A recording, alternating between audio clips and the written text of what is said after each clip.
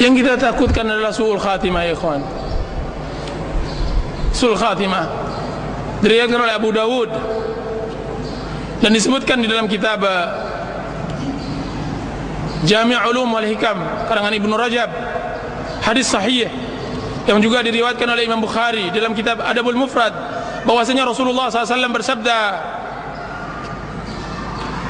"Inna ahadakum la ya'malu bi amali ahli jannah hatta la yakunu bainahu wa bainal jannati illa dhira' fayasbiqu alaihi alkitab fayamalu bi amali ahli an-nar fayadkhuluha."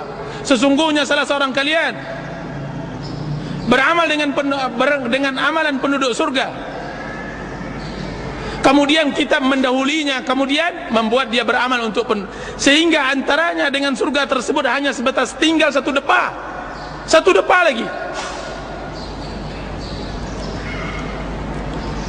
sampai kitab menentukan lain kepadanya, kemudian dia beramal dengan penduduk neraka, kemudian dia masuk neraka tersebut. Wa inna ahadakum la ya'malu bi amali ahli an-nar hatta la yakunu bainahu wa bainal an-nari illa dhira'. Sungguhnya salah seorang kalian beramal dengan amalan penduduk neraka sampai antaranya dengan neraka tersebut hanya tinggal satu depa, satu jengkal masuk neraka. Fayasbiqu alaihi kitab, kemudian kitab menerangkan lain padanya, menentukan lain.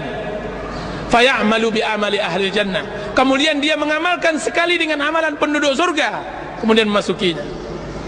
Disebutkan tambahan riwayat tersebut oleh Imam Bukhari dalam kitab Adabul Mufrad, beliau mengatakan, fima yabdu linnas, kiranya orang yang pertama yang beramal dengan amalan surga dan akhirnya masuk neraka itu adalah orang yang beramal tapi tidak dalam hati, hanya untuk nampak oleh manusia, tidak pernah sepenuh hatinya. Salatnya hanya ketika dilihat oleh orang, tidak pernah khusyuk, tidak pernah hadir.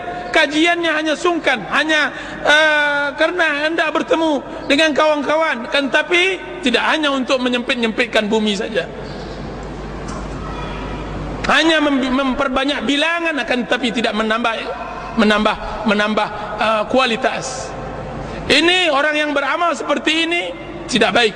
Dia adalah sampah bumi, dan ini berbahaya. Ikhwan, kita beragama Islam harus dari hati, datang ke sini harus dengan hati. Jika seandainya hati ini tidak baik, maka tidak baiklah. Inna fil jasadi mudghah, sesungguhnya di dalam jasad itu adalah satu gumpalan. Idza saluhat saluhal jasadu kullu, jika seandainya dia baik, baik pula semuanya. Jadi kalau seandainya tidak mau mendapatkan su'ul khatimah, maka hendaklah beramal ikhlas kepada Allah. Dan alangkah sulitnya ikhlas, Dan yang kedua, beramallah berbaik, berbuat baiklah. Apa kata Allah Subhanahu wa taala?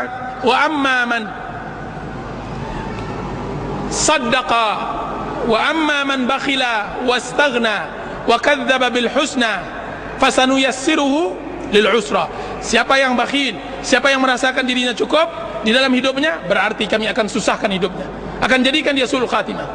Wa amma man a'ta wattaqa wa saddaqa bil husna, sedangkan orang yang memberi, bersedekah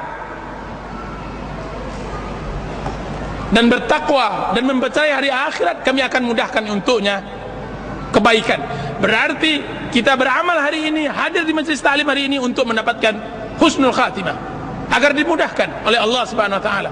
Apa kata Sufyan Ats-Tsauri ketika beliau hendak meninggal? Ketika datang anak-anak cucunya, apa katanya? Diamlah kalian. Ketika ditanya kepada oleh cucu-cucunya, wahai ayah, kenapa engkau menangis? Wahai kakek, kenapa engkau menangis? Apa kata cucunya tersebut? Wahai ayah, kenapa engkau menangis sedangkan engkau imam, engkau ulama? Apa kata Sufyan Ats-Tsauri? Diamlah kalian. Sesungguhnya keletihan hari-hari itu untuk menunggu hari-hari ini. Keletihan hari-hari itu untuk menunggu hari ini, yaitu husnul khatimah, untuk mendapatkan husnul khatimah. Keletihan kita hari ini untuk mendapatkan husnul khatimah. Dan kita mohon kepada Allah agar Allah Subhanahu wa taala berikan kita hidup husnul khatimah.